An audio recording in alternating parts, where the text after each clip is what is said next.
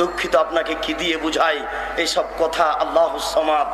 আপনি পুরুষ বাড়িতে আছেন, বউ বাজারে চলে গেল, আল্লাহর নবী বলছেন 3 শ্রেণীর মানুষ জাহান্নামে যাবে না, 3 শ্রেণীর মানুষ জাহান্নামে যাবে না, 3 শ্রেণীর মানুষ জাহান্নামে যাবে না, 3 শ্রেণীর মানুষ জাহান্নামে যাবে না।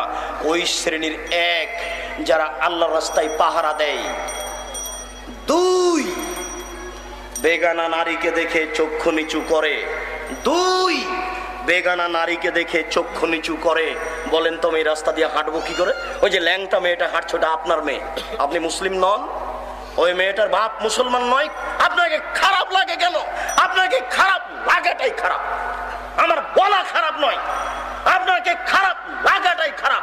আপনার মেয়ে নগ্ন হয়ে চলে কি করে? আপনার মেয়ে নগ্ন হয়ে চলে কি করে? আপনার কারণে আমি রাস্তায় চলতে পারছি না।